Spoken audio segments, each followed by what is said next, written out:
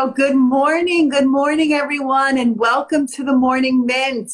We're so happy to host you today, and we have our guests, Teresa Staiano, Macarena Beeche, who are a couple and also real estate professionals here at Triplemint.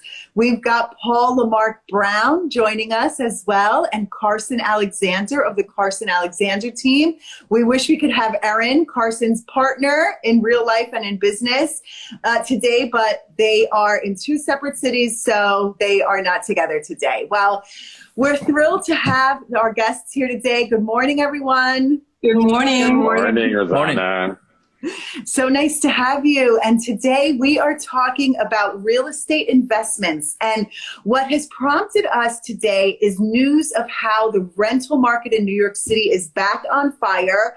If you've been tuning into the Morning Mint over the last 2 months, you've seen us talk about how there's more concessions and lower rent than there has been in so many years in New York City, but that has suddenly shifted.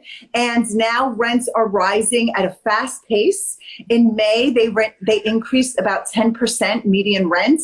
We're seeing that concessions are disappearing.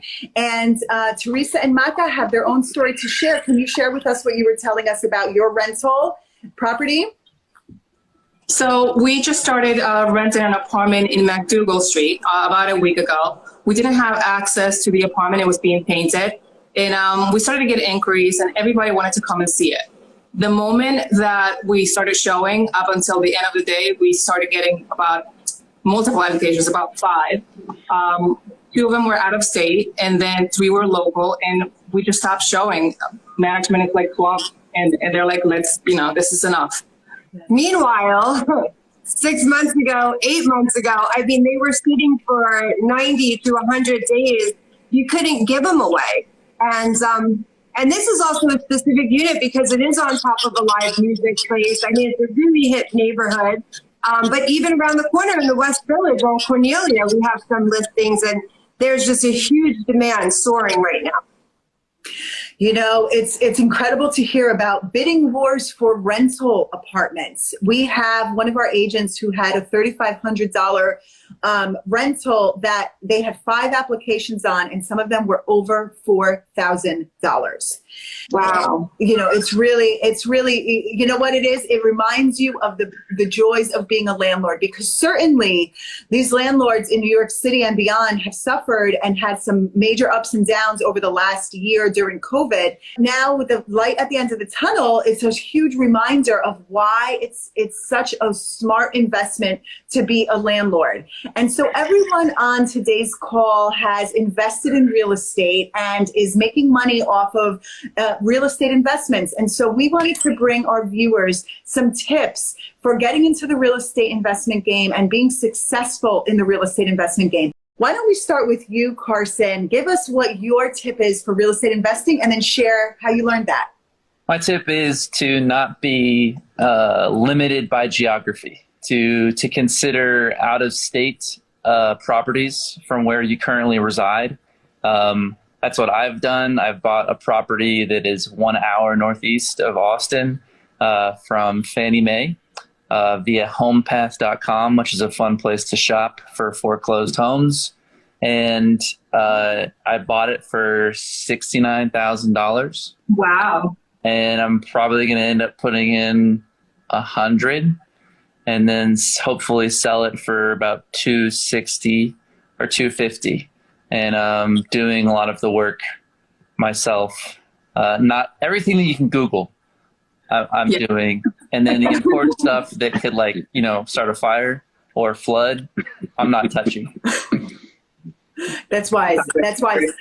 And you are from Texas and you bought in about an hour northeast of Austin. Is that right? Yeah. So it's an hour drive from my parents' house. Which has been a really unexpected and added bonus because I'm seeing my parents a lot more than I usually do throughout the year. I come down here for 1 to 3 weeks at a time to work on the house. I stay with them. They come out to the flip. They want to yank stuff off the wall.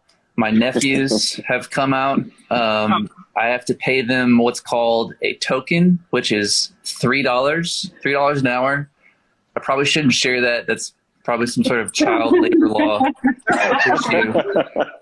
But he's pulling weeds. Let him pull weeds, you know? And I just so we are all clear here, how old is your nephew? He is 6. Okay. You're in trouble. Yeah.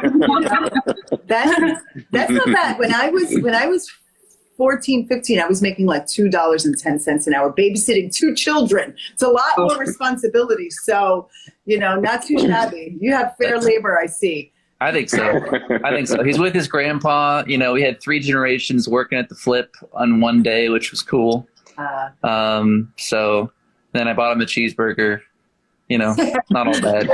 That's amazing. Okay, awesome. Well, okay, great tip. Do not be restricted by geography. Get creative. Love that. Thank you, Carson. So we would suggest the short-term rental business as a tip. We just recently invested in a home in the Poconos, PA. And the reason we selected it was because it's about 2 hours from New York.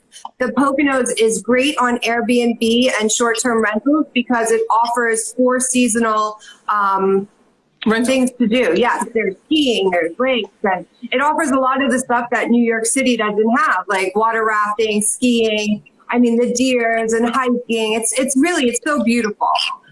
So that was the reason why we selected the area. And another reason too, because we wanted to use it on our free time and invite family, and then also get to experience what everybody else gets to experience. And it's such a loving thing to be able to buy something, renovate it, do what you want. This is what we always wanted to do. We got kayaks. Yeah, we got kayaks. I'm actually driving one up tonight.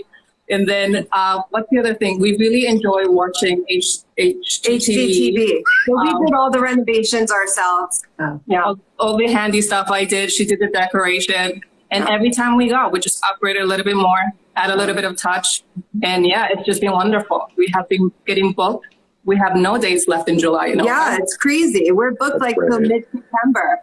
Which is great, you know. So on average in the season, we are booking anywhere from $300 to $375 a night. On holiday weekends, we're getting about $450 a night. We anticipate to make probably a net of about $50,000. And, you know, as far as I'm concerned, you're making your money back in 4 years, which is, I think, a very good return. Okay. All right. Well, thank you so much, Teresa and Macarena. So inspiring. And especially that you did the work yourself. That's just inspiring as a woman, because I know in so many cases we're not typically programmed to be doing these kinds of things ourselves. And I'm glad that we're changing that. Okay, Paul. So as somebody who owns 2 international properties, one in Brazil and one in Haiti, what would your tip be to our viewers who are interested in real estate investing? Oh, great question, Rosana, and happy Pride, everyone. Happy Pride. Yes. I believe you should always exert extreme amount of honesty when purchasing real estate. There is this thing fancy word called functional obsolescence. And sometimes you just can't overcome the challenges of a property. So therefore you may have to make a big decision and build from the ground up, which is what we did in both Haiti and Port Salut, which is a tourist town. President Aristide, he actually was born there. He resided there for a while. And also we also did that also in Brazil, and right side of Rio de Janeiro. So yeah, so the rental market, the short-term rental market for tourists specifically, can withstand around $350 to $400 a night, and that would include a cleaner and also a cook. So that's what I'm expecting in terms of it. We should break even, I would say, in about 2-3 years. Hey, that's wonderful. Wonderful. Yeah. So, and my tip for our viewers is to use 5% down when purchasing a primary residence. Now, this is not available in all markets. For example, in New York City, that's much more of a challenge. However, in many markets, you can purchase a home using only 5% down. If you're buying a home that's less than $250,000, you're spending less than $30,000 to even close on the home.